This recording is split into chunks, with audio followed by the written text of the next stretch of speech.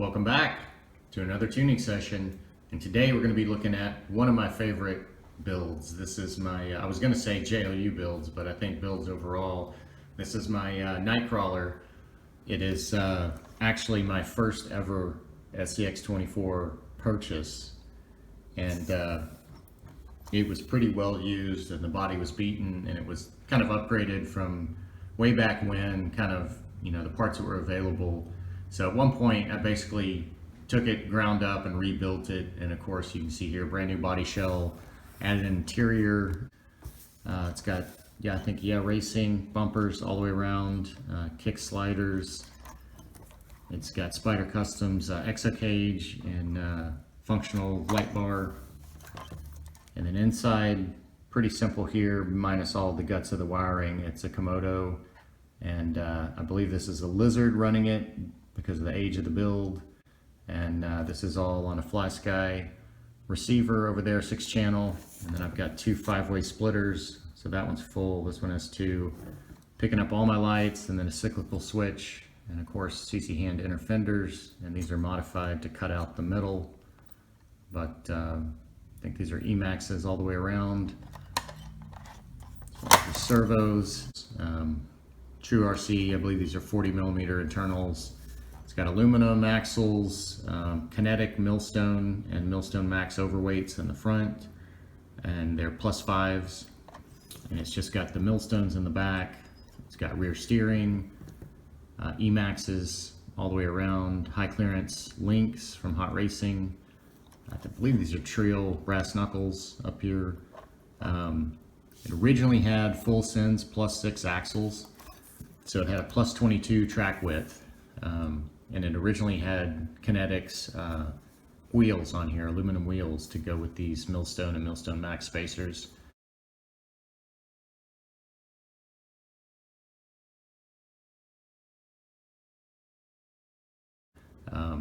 So kind of tall and narrow wheels and tire setup originally. So at one point, because of these barrel nuts, you've got to use a little Loctite a lot of times to get those to snug in. Now I'm using an O-ring, and that keeps the tension. But way back when, I used a little bit of Loctite. So at one point I took them off and I actually sheared off one of those full send axles. So you can't do much with 3 front axles. So I switched back to stock length inners, kept the full send +5s on here, and then later down the road I threw on these Super DDPs, and they have the island style MOFO spacers in them, brass in the front, aluminum in the rear, same with the hubs. And these may be +3 hubs. I think they are, because these are the Super DDPs that are already offset, but the hubs have some weight. So there's been a few little tweaks since its original build, and we'll look at some of those weight differences throughout that when we get to kind of our final weigh-in here. But I've already got a baseline, so we don't need to do that. So I think the first thing we'll do here is just look at kind of some of the parts we're going to be putting on this and talk about some of the areas of improvement. So we've got these heavyweight brass knuckles. So these are new from Trio. And I believe these are 22 grams a piece, something like that. We can weigh them later. So quite a bit heavier than your typical 9 or 10 gram front brass knuckles. So I'm going to be swapping those on for a little weight. I'm going to be removing these +5 hex weight and extensions. I want to use those with the kinetic wheels, so I'm going to keep those together. So that's going to pull this in 5mm each side. We're going to lose that weight. We're going to gain a little here, but I've got a brass axle from MOFO RC as well. So I've just fitted one of these on another Jeep, so we're going to use this to add a little more front weight as well. So hopefully that will kind of even out some of that swap and actually maybe give us some positive gain as well. And then for suspension, we're going to look at swapping in some new shocks. I haven't used any of these Trio. These are just friction damper. And then I've got the Hot Racing conversion that hopefully will mate up to these just fine.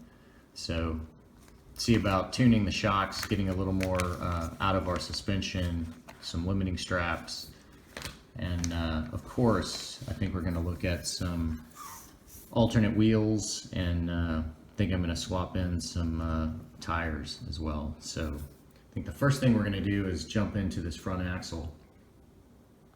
All right, got the front axle pulled, got the scales out here, and found a neat little thing out that the links work as jack stands pretty well. So you can see I got lazy. I didn't pull the shell off just yet, just because I didn't need to get this front axle pulled, but likely going to have to remove that at some point later. But I thought we would first look at this original assembly, and I did find a brass best servo mount ever that I had installed, so that's great. I was unsure if that was aluminum or brass.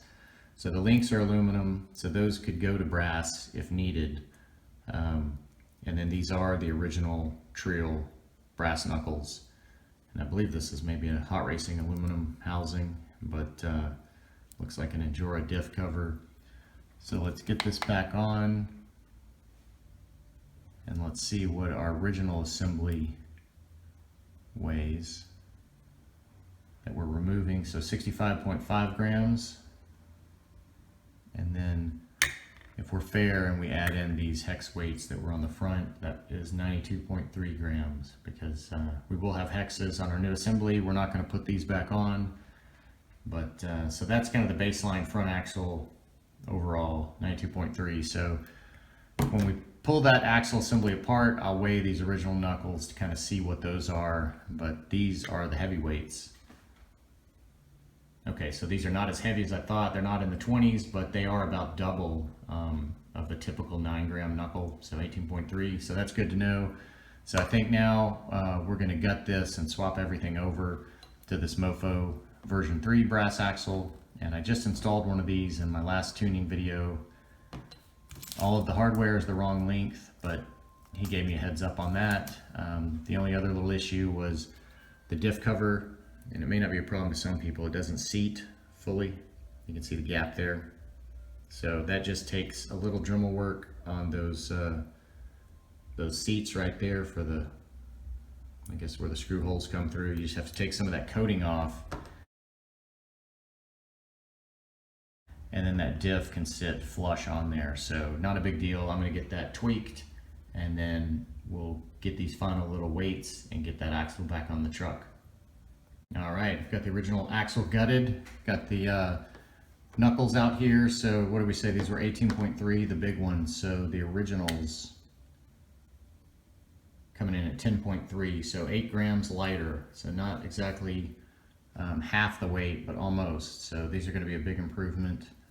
One other thing I was concerned about with these knuckles, and all brass knuckles with aftermarket shocks. Let's see if I can get these together. Is the hinge.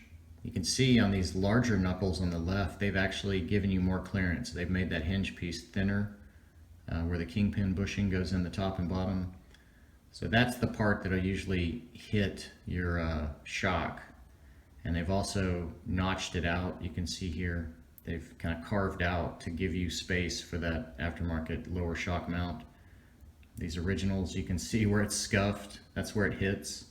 So a lot of brass knuckles, that ends up being a problem area right there with aftermarket shocks. It's not with stock, because you've got the kind of the ball stud screw, so it's a lot narrower connection, but it looks like these large ones are going to work out. Another thing to be aware of is just how large that diameter of the face is. It may interfere with the backside of some wheel hardware. Just dependent. I don't know if it would. You're going to have a hex to stand it off, but depends on the offset. If they sit way in, it could be problematic. You can see these are much smaller. So anyways, I'm going to get this new one back together. Got this modified, so that all worked out well. Got good fitment now. So give me a second, we'll get this back together and we'll weigh the new assembly. Okay, hit a little snag on this housing. I thought I would share the results. So as you can see, this all does now rotate smooth, but it took quite a bit to actually get those inners in there.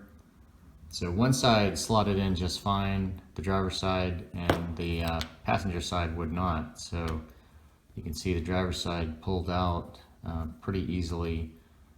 and this passenger one is in there with a little bit of tension, but it'll come out. But before, it wouldn't even think about going in, and you can see what I had to do there. What looked like happened was the bearing seat wasn't deep enough below the kind of the hole in the axle, so when the axle was coming through, it was pushing the bottom of the bearing out. So if I took everything out and didn't put a bearing on this end and just kind of had a loose axle, it would start to go through that bearing, but it was kicked at an angle like that. So that led me to just trying to remove some of that material in that bearing seat. So I had kind of a Dremel, like this rotary little ball end, so you can kind of work that around, and then I just took another little tip and just kind of cleaned it up. But that seemed to be enough. It took several tries and fittings, and finally there was enough there on that little shelf to get it to seat. But the opposite side did not require any work. So you can see the opposite side. You can kind of see where the seat is below that hole. It just somehow didn't work over here, so I deepened it. But I think I'm going to be able to use this housing and get it all back together, so that's good news. So anyways, I just thought I would share that. That might come up if somebody else gets these V3s that are discounted. There's a warning that there might be a little finagling necessary, and there is. All right, got the brass axle assembly together. Got the skid on there with a little 3M automotive double side, and man, this thing is super smooth, super heavy. But that little Dremel work to the bearing seat solved that axle problem, so this is smooth as butter. So let's see what this final assembly weighs. And I went ahead and put Samix 4mm hexes on there, brass hexes, so those are a +1 millimeter. So those ended up at 101.7, and I believe our aluminum axle assembly with the hex weights was like 93 grams. I'll put that on the screen. So we jumped up a little bit, not a ton, but we are going to remove the hex weight extender on the rear axle, so that'll drop that weight, so that's going to help. But I think I'm going to get the wheels on here and just compare the track width to the rear. Quick shot of the axles compared here, the track width, before I get the front back on the truck. So you can see we've narrowed it up quite a bit. And these are those +3mm brass hubs on the front, and there should be the aluminums on the rear. If they're not, they're going to get swapped to aluminums. But could always grow that track width with the +6 hubs, but I think for now I'm going to mount this up. All right, body's off, axles are on. It's time to look at suspension. So got a few stock tires out here to kind of test the current limits that we're at now. So we lost a little width on the track width, so that took out some articulation. Still not bad. Looks like 3 tires is the max here, 3 stock tires. So that's kind of the baseline. That's not bad, but one of the reasons I want to switch shocks is just because I want to lower the overall center of gravity, so I want to try to bring it down. But the deal with these longer internal shocks, you can see it's got a pretty short shock body at the top, but it's got a pretty long shaft. And yeah, if you do the math, that doesn't all work. So you don't fully compress all the way in because that shaft is so much longer on the bottom. So it's a bit deceiving. It ends up even fully compressed being a pretty long shock when you compare it to a fully compressed 32mm. And then these telescoping are exactly, you know, the same or even shorter sometimes as far as compression. So that would allow me to be able to lean these, choose some different mounting points, take them to the frame. Same on the front. I've got it actually mounted at the body mount screw rather than the shock mount because of the length of these. I tried leaning these to the frame to get better articulation, but that just skyjacks the whole thing because of their length. So that's one reason I'm changing these out, and that's why it shows the telescoping, because I want to try to get more out of the rear. I think I can leave the 32s in the front and lean them to the frame and get just crazy articulation. So I think we're going to swap these on, and then we'll look at limiting straps and kind of see what this total effect is, and hopefully we'll get some more suspension and we'll be able to drop the overall ride height a bit. As you can see,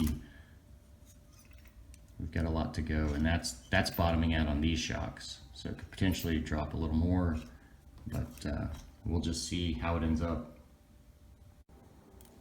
Quick shot of both of these now that I got it off the truck, so you can see that eye-to-eye difference on full compression. So it's quite a bit, and man, those trail shocks look really nice as always.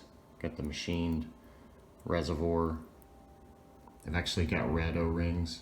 Man, trail brings it. So with this conversion, you can see I've got the black collar from Hot Racing, so that lower portion of the silver tube is actually a larger diameter to fit this inner tube, so you couldn't swap that red adjusting collar, but not a big deal. So let me get the other three off and I'll make the switch. All right, here we are. Got all the shocks on, got nice smooth action, and have all the O-rings on these shocks. Like usually I'll remove the inner O-rings on the telescoping to keep them from binding, but Trail's bringing the magic. These are not binding at all. I did put a spacer at the top to kick them out to get them vertical there. But you can see now we're getting all the way into the frame with that servo. Before it was stopping somewhere in here. So that's good. And then you can see here, had to clearance the frame rail at the bottom, just cut off that C-channel piece. That's pretty typical clearancing for servos. Usually these side mounts come in contact with the frame, at least on one side.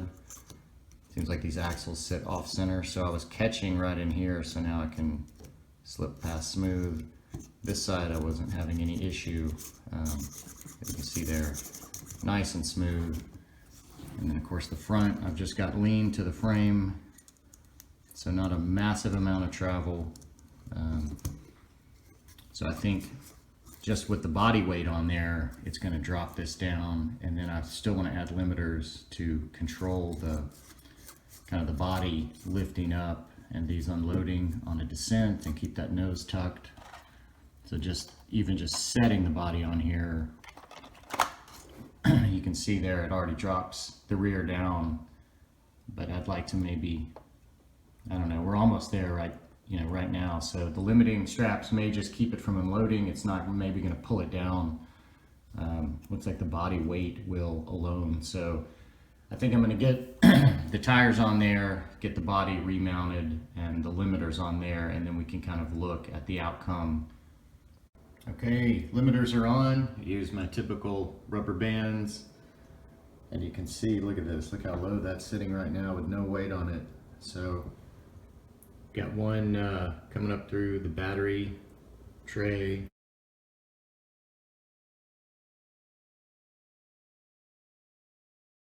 And over the back side, and then I've got one right up the center over that ESC tray, and they're both going to the 4-link. So I just want to show that. I'm gonna get the wheels on, and then I think we'll weigh the chassis and the lid, and then we'll get them together and start seeing what this did. All right, let's get this chassis on the scales, see where this ended up. Look at that, that's a heavy weight, 64, 36, so starting out with a good front ratio. Let's drop a battery on there, so it looks like about 595 overall. So that's going to push us 1% backwards, so that's getting closer to 60/40. So hopefully with that body on there, that'll put us right at 60/40. So that's the hope. So I think now I'm going to get out a tray, and we'll weigh just the shell, see what that weighs with all the wiring and everything. Okay, we are re-zeroed out, so I think this is enough space to get the body on, all the wiring.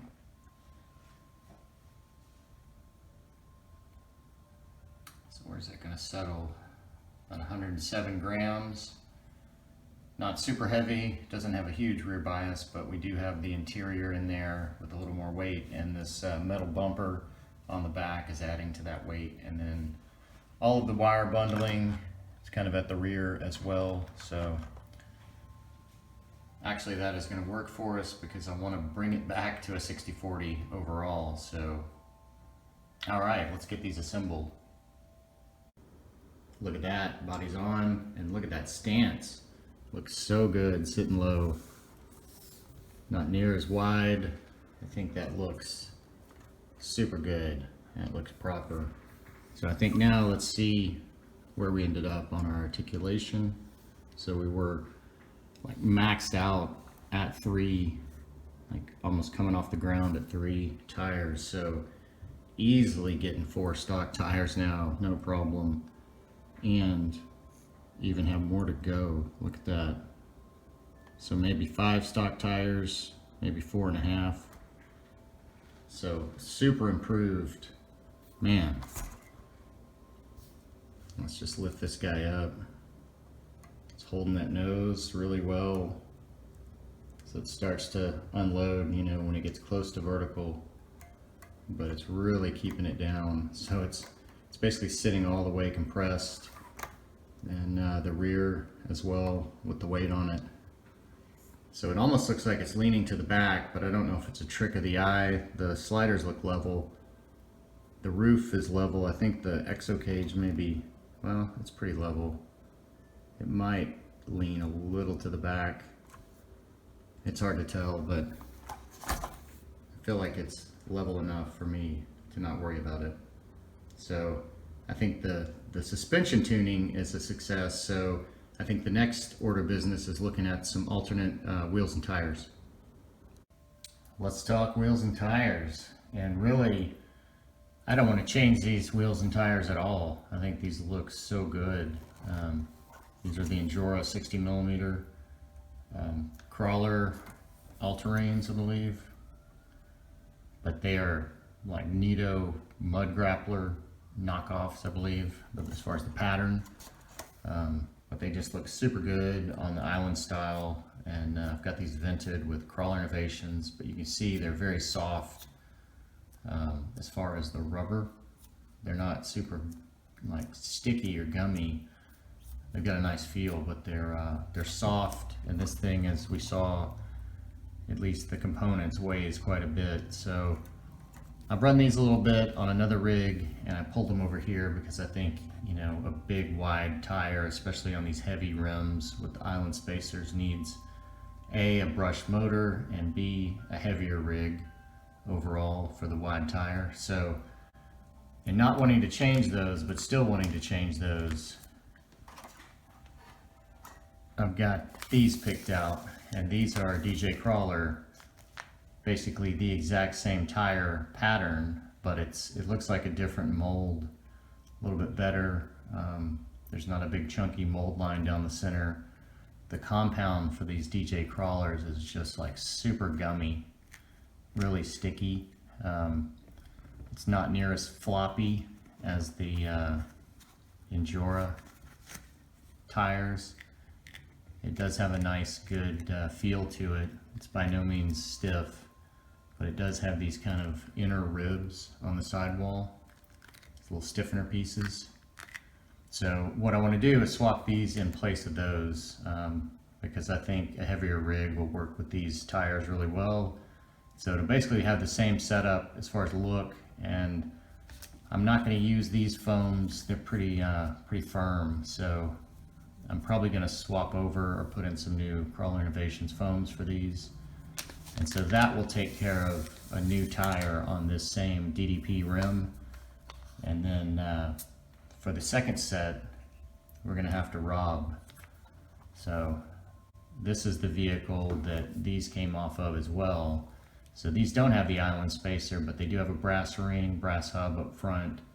And any way you build these MOFO wheels, they're fairly heavy, which is fine. Even the aluminum, you know, that's in the 30s or high 20s, a full aluminum build. So when you start adding brass, you can get up to the 60s, into the 70s even, like with the spacers. So I found that that was just too much weight for this little 030 Torque Beast brushed motor in here. And everything else is kind of super light on this, so I'm going to rob these wheels and tires. I'm not going to use these tires, but I'm going to take the wheels, and then this guy's going to get retuned later with some weight on the front axle and then just some lighter weight wheels for that motor. So these are going to be the UPW bead locks from MOFO RC with brass rings. So we're going to swap these over. And since these don't have a giant offset, they have 6mm hubs instead of the 3. So they'll sit about the same place as those wheels as far as offset. And then to make it nice and fair as far as weight, I'm going to add the island style spacer kit to these exactly the same as I've got in those. So aluminum, brass, front and rear. So that will be the wheel setup. And then the tires I'm going to use are actually these that I've had for a little while. These are some no-name Hyrax knockoffs, and they're pretty large. That's why I got them, and pretty wide. These are, I believe, 57mm by 22. So just a massive size here for these, or it was when I bought them. Now Enjora's got a 64mm of these. So I'm going to put these on, except I'm not. I'm actually going to put this set on. And the reason why is this set I soaked in WD-40 for like 24 hours. So initially these blew up and just grew to like a 60 something by 27. And look at how wide they are. I mean, they're still larger, but initially they grew and they were so large that like the inner hole grew and they were unusable. So the remedy is I put them out in the sun for a couple of days and they started to shrink back down. And so test fitting a UPW, it felt like it was grabbing this bead. You see that they don't look too far off as far as that center. So I'm hoping to be able to mount these up. They do feel softer than these guys.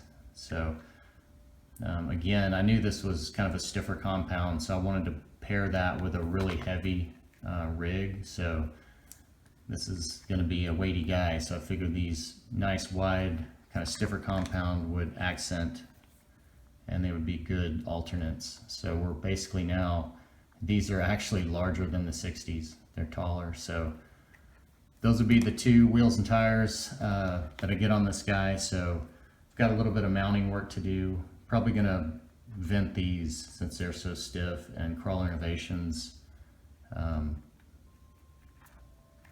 don't know, the foams in these actually don't feel too bad.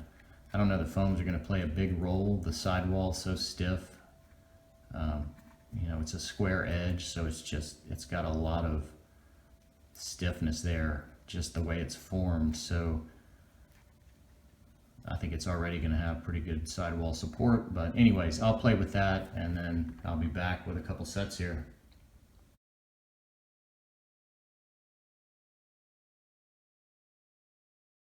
Alright, a little update here. Got the DJ Crawler set fully mounted up, and I started working on these faux Hyrax, and came to the conclusion that I was not going to be able to use the larger size, this back one here.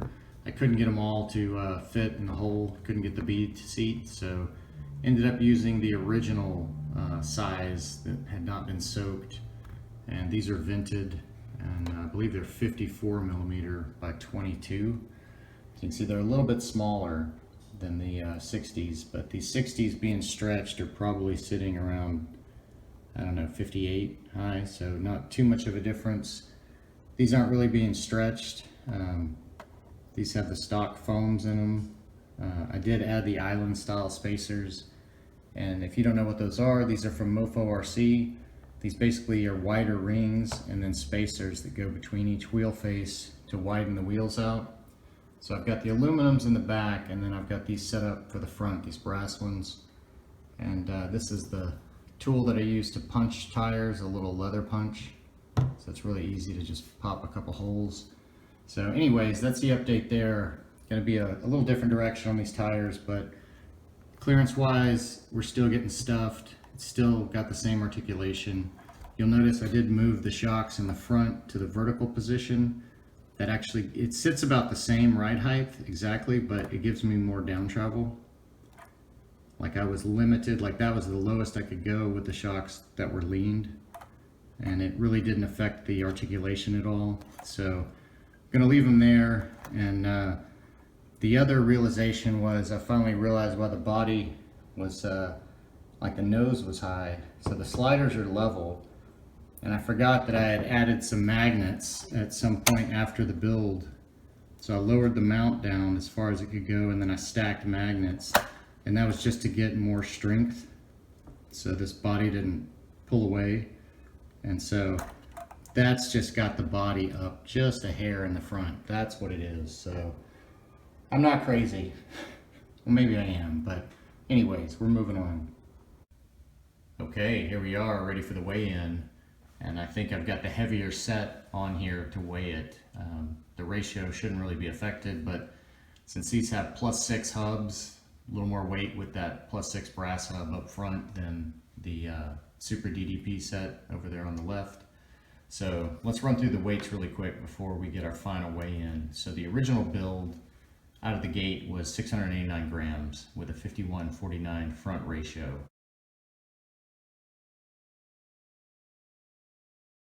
So not bad.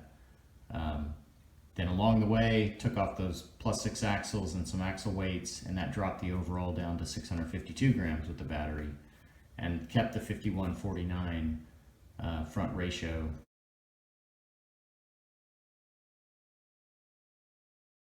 So then starting this tuning session, had the MOFO island wheels swapped on, so that jumped the weight up to 741 grams, and it put it at a 55-45 front ratio.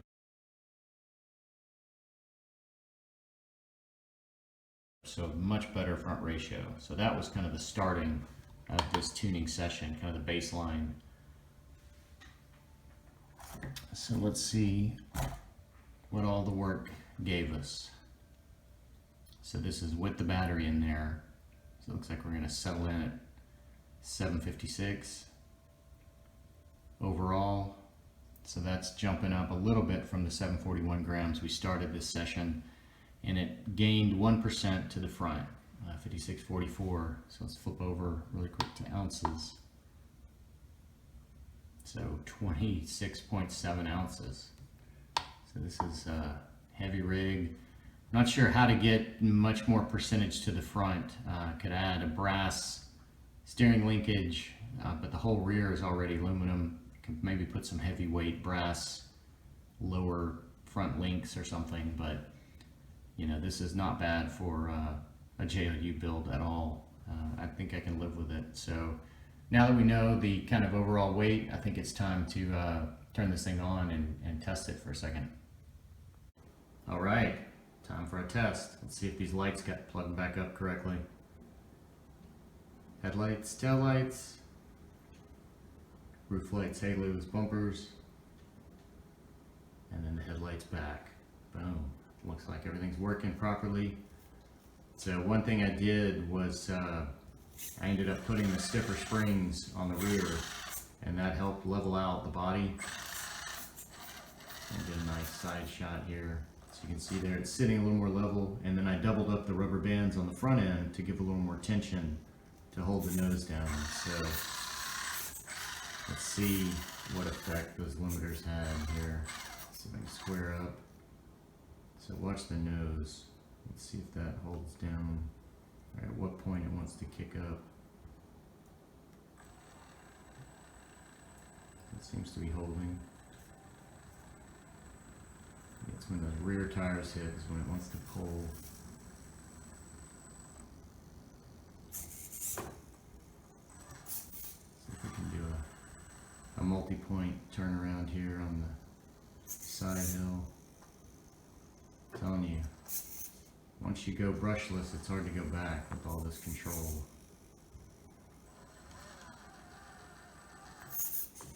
Look at that.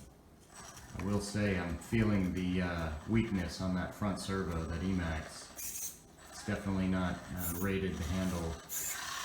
Look at that. That front servo just really doesn't want to turn much. The rear servo is still pretty good, but that may be an upgrade in the near future, is swapping out that front servo to handle this weight. So let's take a look at the articulation here from the side.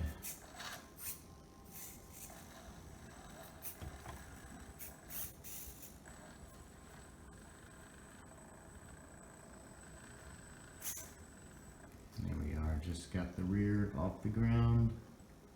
So it looks like we're maxed out about right there.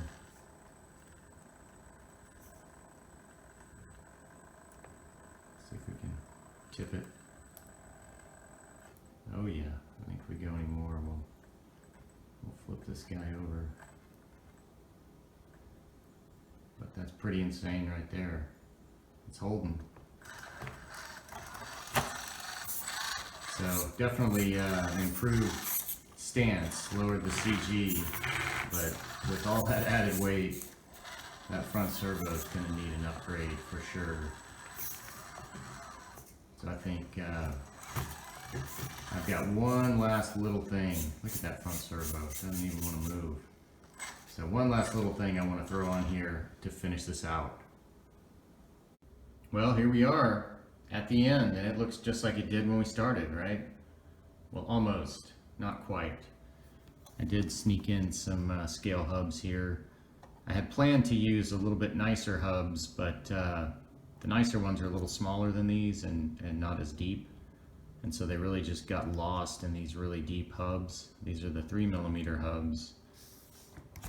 The plus 6mm hubs, they were just in a cavity in there, so there wasn't a lot of value to using the nicer ones, so I just went with these kind of you know, run-of-the-mill ones that MOFO sells and you can get on eBay a lot of places. But anyways, I think that's going to do it here. So, you know, speaking seriously, we did do quite a bit here. Obviously changed out the suspension here, added quite a bit of articulation to this rig, as well as control by putting in those limiting straps to hold the nose and the rear down, keep the shocks from unloading, and then got some super sticky, grippy new tires on here.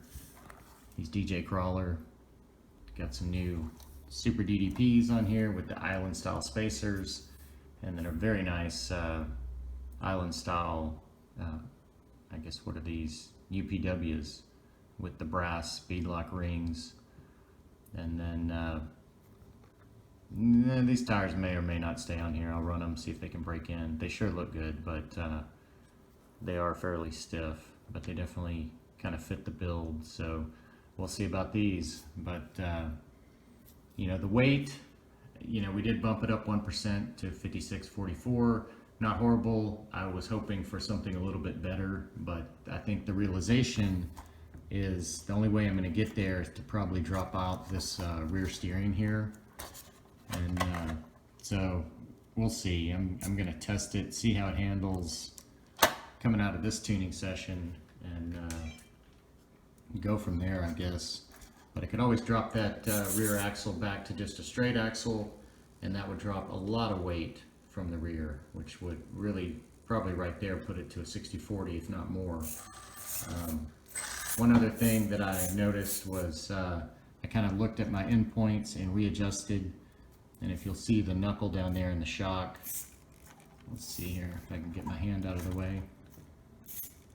So I've got it adjusted to not hit that, but I could definitely get more throw. You can see I can definitely get closer to the axle, so not a big deal because I've got the rear steering. But if I didn't, I would probably take those knuckles off and Dremel out a little notch. They have that notch, but make it a little deeper there, and then you could adjust your steering a little further.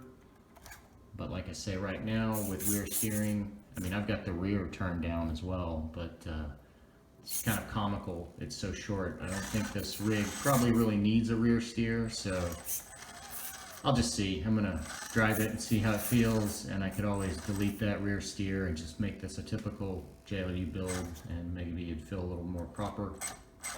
I think what I want to do is maybe retune this lizard as well. See if they've got any firmware updates. Still super smooth. That's just the bounciness, I guess, of my shocks on the jumpiness of the trigger. Definitely not oil shocks, but this doesn't have a super top-heavy body. It's mainly just controlling the weight of that front axle. So I think those stiffer springs are definitely going to help the rear in doing that. But I think that's going to do it for this tuning session. And as always, thanks for coming along.